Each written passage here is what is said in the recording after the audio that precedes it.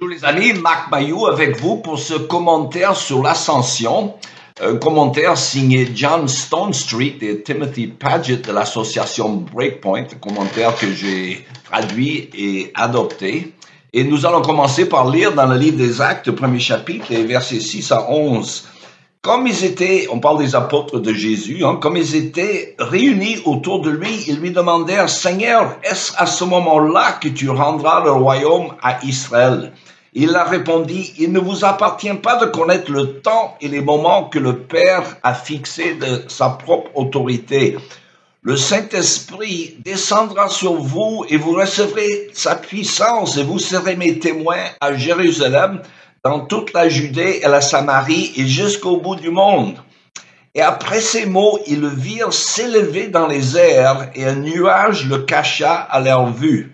Ils gardaient encore les yeux fixés au ciel pendant qu'ils s'éloignaient, quand deux hommes vêtus de blanc se présentèrent devant eux et leur dirent, « Hommes de Galilée, pourquoi restez-vous ainsi à regarder le ciel? Ce Jésus qui a été enlevé au ciel du milieu de vous en redescendra un jour de la même manière que vous l'avez vu y monter. » Fin de la lecture. Jeudi 29 était le jour de l'Ascension, un jour consacré à la commémoration du retour glorieux du Christ à la droite du Père 40 jours après sa résurrection. Alors, l'Ascension est toujours un jour férié dans plusieurs pays européens et marque la fin des temps de Pâques. À différentes époques et en différents lieux, les chrétiens ont accordé une grande importance à l'Ascension. Au cours des premiers siècles de l'Église, elle était célébrée avec la Pentecôte dans le cadre du temps pascal. Et à la fin du IVe siècle, certains croyants l'ont célébrée séparément avec des célébrations comprenant des prières et des processions. Plus important encore, l'Ascension est un événement crucial du récit biblique, prédit tout au long des Écritures. À l'Ascension, le Christ a achevé son œuvre commencée lors de l'incarnation et promise bien avant à Adam, Abraham, David et Isaïe. L'Ascension ne représentait pas seulement le départ de Jésus de la terre, mais la présence du Dieu homme assis avec autorité et puissance sur son trône éternel. L'Ascension donc est le couronnement du Christ comme roi du ciel et de la terre.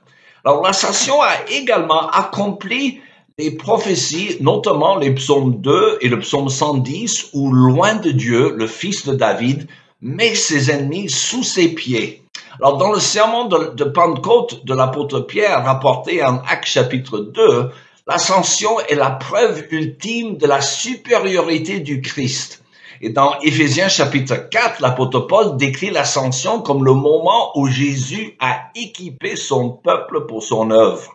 Alors, tout cela rend l'ascension essentielle au récit biblique de la rédemption du monde par Dieu. Genèse chapitre 1 à 11 se concentre sur la création, la chute, le déluge et la division du monde. À partir du Genèse 12, l'attention est focalisée sur une nation par laquelle la rédemption s'opère. Jésus-Christ est envoyé vers cette nation et son ministère offre des aperçus de sa rédemption au-delà d'Israël, comme par exemple auprès de la femme samaritaine et du centurion romain. Alors, juste avant son ascension au ciel, Jésus a ramené l'attention des apôtres et du récit biblique vers le monde entier en disant, et je le cite, « Vous serez mes témoins à Jérusalem, dans toute la Judée et la Samarie et jusqu'aux extrémités de la terre. » Fin de citation. Le livre des Actes suit ce schéma et dans son sermon de la Pentecôte, rapporté en Actes chapitre 2, Pierre décrit l'ascension comme une preuve du règne du Christ et la source de sa bénédiction.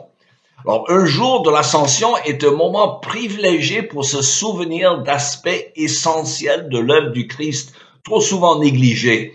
Oui, Jésus est venu pour sauver les hommes de leurs péchés, et nous ne devons jamais laisser la réalité de ce don se perdre dans l'enseignement et la pratique de notre Église.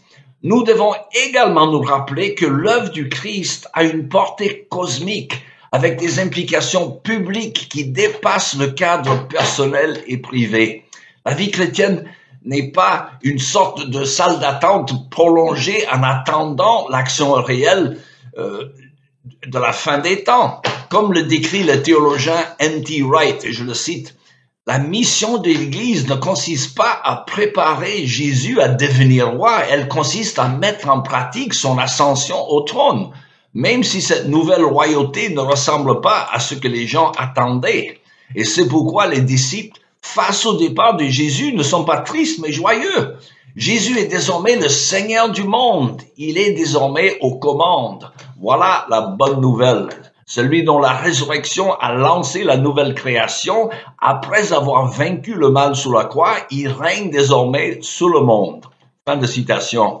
Alors, quels que soient les détails de la fin des temps, le règne de Jésus est déjà présent, même en attendant ce qui est encore à venir. Alors, nous n'attendons pas que son règne commence. Il a commencé. Il est le roi. Son règne est établi. Et il renouvelle toutes choses. Et voilà pourquoi l'ascension est importante. Voilà. Il me reste qu'à vous souhaiter une bonne journée et à la prochaine.